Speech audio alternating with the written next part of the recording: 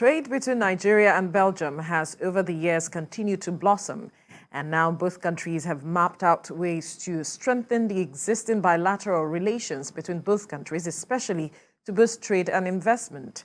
From mineral resources to food security and entrepreneurship, both countries are expected to align with each other to ensure growth in these sectors. Joining us in the studio is Director, Business Development, Belgium, Luxembourg, Nigeria Chamber of Commerce, Collins Nweke, in flesh. Good morning. Very good morning to you. It's good to see you indeed. It's my pleasure. It's an honor to be with you in the studio. Right. Let's look at Nigeria's relationship with Belgium. Since 1961, I believe, we've had this relationship with Belgium. Talk to us how it has been, and we now seeking to deepen their ties with Belgium. Yes, thank you. Well, the relationship between Belgium and Nigeria dates back to 1961. Belgium was one of the first countries that went into diplomatic relations with Nigeria immediately after independence. Yes. And they have taken time, both countries, to cultivate a very cordial relationship. Both in the area of business, but also culturally and otherwise. I mean, more in the area of business than culturally. But in the last years, we are seeing, an increasing level of cultural relationships. More Nigerian students are coming over to Belgium. That is partly as a consequence of reform in the educational system, where master's programs, for instance, could be done in English. So, our young people don't have to go through the trouble of picking up a second language before commencing their master's program. And a number of all of that. But essentially, business in the last, let's say, 5 years has actually gone up approximately with 200%. And that is more in exactly the sector that Nigeria has put a lot of focus on, which is the non-oil sector. Traditionally, crude oil is shipped to Belgium and then refined and brought back. So they've always, done business in that area. But, it's no surprise that the GDP in Nigeria has risen to over 6%, partly because of the increased trade between Belgium, Luxembourg, and Nigeria. Right. So we take it, or we gather that you were part of, the delegation at this latest bid to deepen ties. For you, as an observer and a stakeholder, what were your takeaways? Well, I think I'm more than an observer because being born Nigerian, although Belgium has been home for well over 25 years now, I do, stand some sort of unique position, and pardon my arrogance here, to actually be a bridge between my country of birth, Nigeria, and my adopted country. And this is something I do with most pleasure, and my channel of doing that is the Belgium, Luxembourg, Nigeria Chamber of Commerce, which was founded some 40 years back, and has always worked on the area of facilitating business relations between the three focal economies.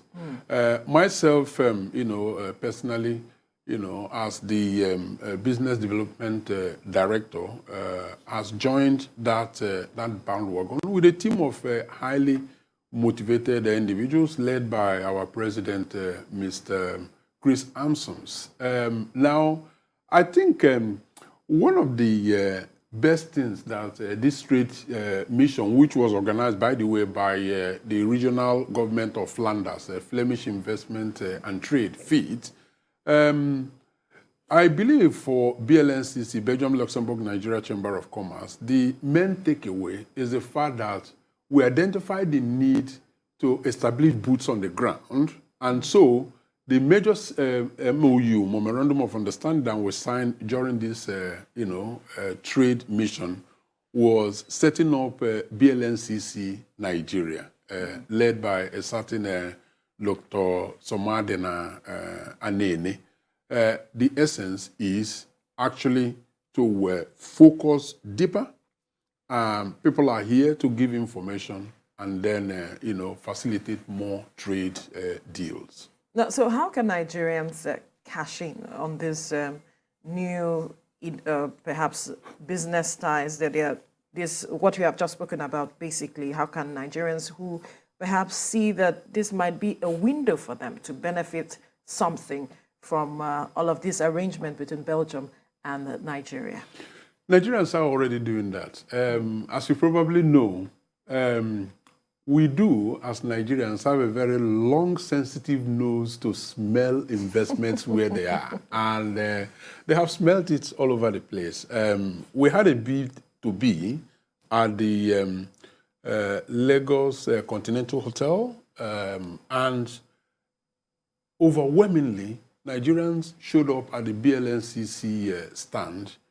Basically, honestly, it surprises me how they source information. I've not been here to talk about this, but somehow they got information everywhere, and we were overwhelmed with members signing up immediately to be part of BLNCC Nigeria.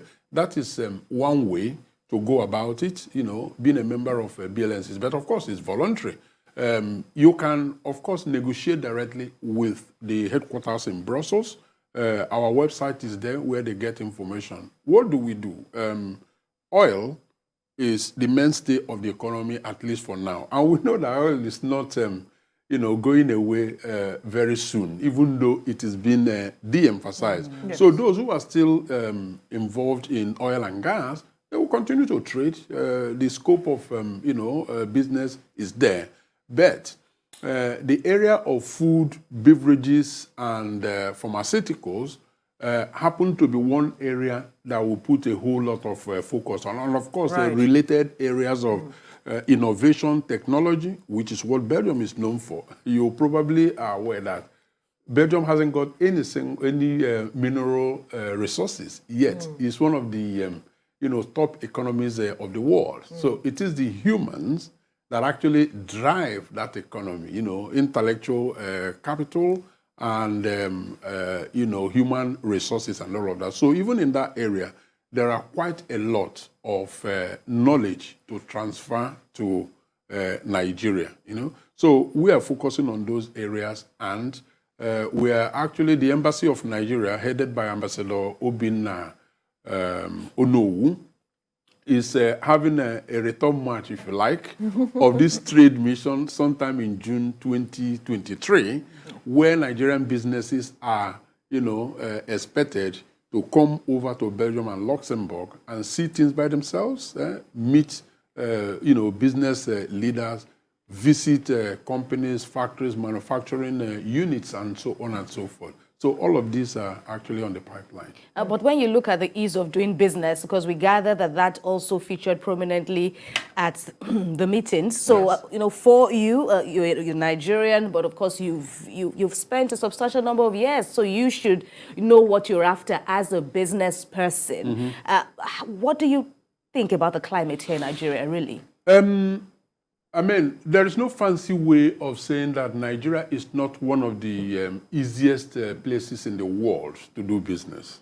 But there are foreign companies that are here and making their kills. So the question you ask yourself is, even as the challenges are there, the obvious one being, power, electricity, how come they are tripping in here? Like I said, foreign direct investment, the volume of business, has gone, to be more specific, 198%. Almost 200, like you said. Almost 200. Right. So there is a reason for that. Now, we did our analysis, and what our analysis turned out was 3 clusters of businesses that are interested in Nigeria. Number one, you have the freshers, that is those who have never transacted with Nigeria at all in the past, but have been reading things and actually making the assessment and are now ready to come and see things by themselves. That's the first cluster. Now you have the second cluster, which is, people who are already present in Nigeria. They have made a start. They have even had, what you can call a growth strategy. And they do not want to take chances. And so they have come to Nigeria to seek information on how to navigate the array of, legislations and all of that to make sure that, they do not fall into any pit. And then the third, but equally very important cluster is those who have actually done business in Nigeria, had their fingers burnt, had very bad experiences, Right. went back, disengaged. But then they keep seeing these, beautiful figures coming out of Nigeria. They still see other people making their kills here. And then it gave them cause to begin to reflect. Could it be that at the time we transacted, that there were one or two things that we didn't do right? Could it be, there are some cultural, issues that we weren't able to navigate very well, trying to do it on our own. And then they made up their mind that, yes, there are good reasons to give it a second try. And so some of them were with us in this mission. And so coming here, they met lawyers, Nigerian lawyers, especially business lawyers, right. specializing in business, dealings. They are sealing up a partnership with them to be able to help them enroute this second missionary journey that they are undertaking. So you see, it's a bit of everything. I'm interested in one aspect you mentioned, which has to do with the transfer of knowledge, how it's going to work and how it will trickle down to a majority of persons in Nigeria, because we see the mass movement of Nigerians outside the country, a lot of persons going out in search of knowledge, in search of everything that perhaps they are looking for that are not getting here. How is this going to work in Nigeria? How it's going to work is this. People look at that as brain drain, okay? Yeah. Young people who have had their, initial orientation, initial education, perhaps up to bachelor's level, for want of good jobs and good prospects, they decide they want to go. Honestly, I don't have, even though I wouldn't actively encourage it, I do not have anything against it. Why? If you could just hold the thought, we need to quickly go on a commercial break. When we return, we'll continue our conversation. Stay with us. Problem.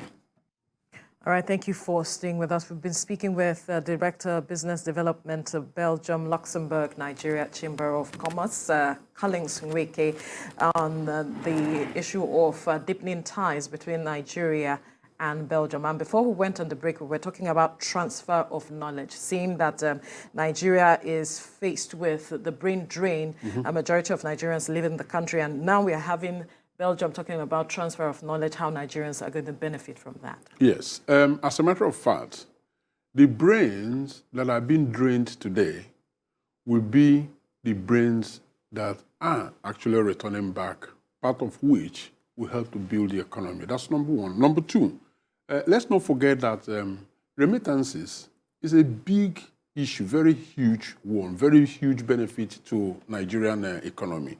Approximately, if you take into account the undocumented remittances, we're looking at something in the neighborhood of 40 billion US dollars on an annual basis. It is these same brains that are drained that are actually being converted directly and indirectly to brain gain by their remittances, by coming back, by facilitating business deals like myself. At some point, I would have been regarded as a brain drainer because I left the country.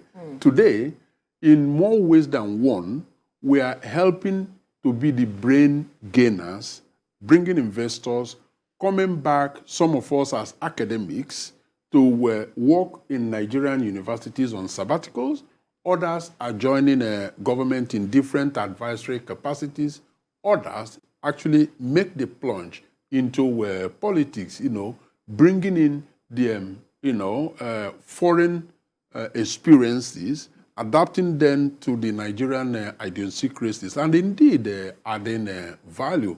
Besides that, some of us bring our friends along with us when we make some of these, not just investment journeys, but also educational journeys and all of that. So I would say young people who want to explore the world, they should do that because migration is as old as the world.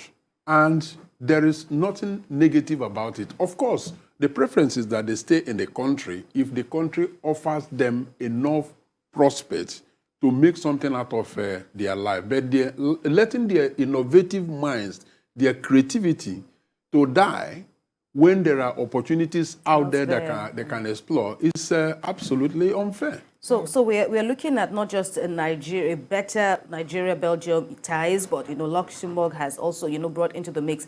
How much of a better position does Nigeria stand to enjoy with this kind of bond? Well, the first thing is that the 198% increase in trade volume, foreign direct investment, also includes the two focal economies of Belgium and Luxembourg. When we line up behind His Excellency Ambassador Obinna Onowu in June 2023 for the trade mission, for the business forum actually, is going to take place in both Luxembourg and Belgium. So Luxembourg is known for fintech area, an area that Nigeria in Africa has actually been recognized. A lot of young people are interested in that area. Even Luxembourg is looking to establish some boots on the ground in that specific area. So quite a lot of opportunities. So now you said there's about 200% increase that we have gained with regards to our relationship with Belgium as it stands. But with this now, how is this going to move us forward? How it's going to move us forward? What is the percentage you're looking at? Well, you're asking me to... Can only get better after all. Oh, yes. It will get much, much better. I mean, without quite deliberately driving it, it has, made this kind of leap forward. Now, imagine what is going to be now that it is being purposefully driven. Okay, so we're going to see a quadrupling, as a matter of fact, of the volume of business. At least that's our hope. But we're not just having that hope and not working towards it. That's why we're here in the first place, and that's why we are supporting Ambassador Onowu to bring Nigerian businesses to come to Belgium and Luxembourg in June 2023. There's also the issue of, food security. You've spoken about the non-oil sector, but, food is essential, all over the world. Yeah. What do we stand to gain, really? Yeah, and I'm happy you mentioned that because part of the trade mission, part of the delegations that just left the country after some, 7-day stay here, included food preservation companies, coal houses. And during the B2B, they met logistic companies here in Nigeria that want to work with them. Of course, you are aware that the level of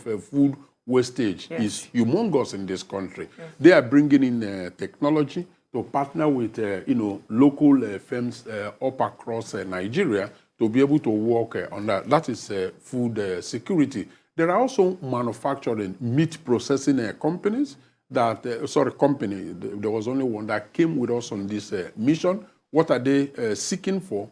Partners, local partners, manufacturers, retailers that can set up shop across every nook and corner of Nigeria. They will provide the know-how, the machineries, initial trainings, and coaching, and then, let them be independent. So these are the sort of things that we're looking at, and I mean, within a year and 2 years, I believe that the result will then begin to show in terms of small businesses, springing up, more investments, in terms of physical cash being invested into Nigeria, infrastructure, machineries coming in. We begin to see all of that, and that all of essentially translates to more jobs and increase economic activities. Perhaps you might have some concerns because all of this is on the belief that everything works together Yeah. at the end of the day. And we know that we are in an election year, 2023. There will be a change of government on all of that. How does this come into the mix? What concerns do you perhaps foresee? Yeah. One of the Nigerian firms that was part of this activity was ProShare.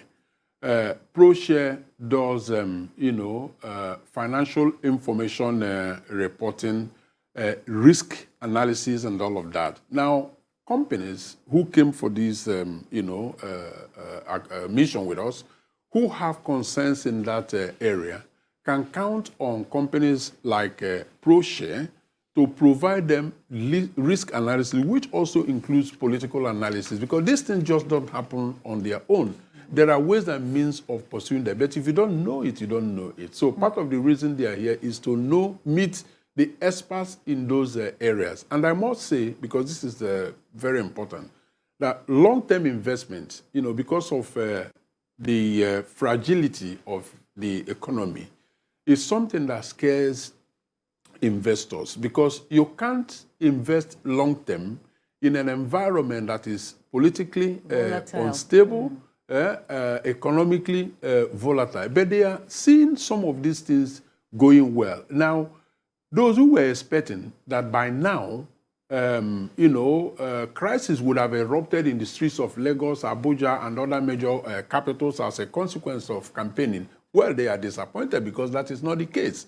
What we're also seeing from the look of things is that the peace that we have had so far in this campaign will continue, and that will ultimately lead to, hopefully a free and fair election that will help to build more confidence in the foreign investors. And I hope that, the major political leaders are listening to this and knowing that in their best interest, because after campaigning, you have to lead, yes. Okay, you have to govern. Absolutely. And so what leads to that winning is essential. All right.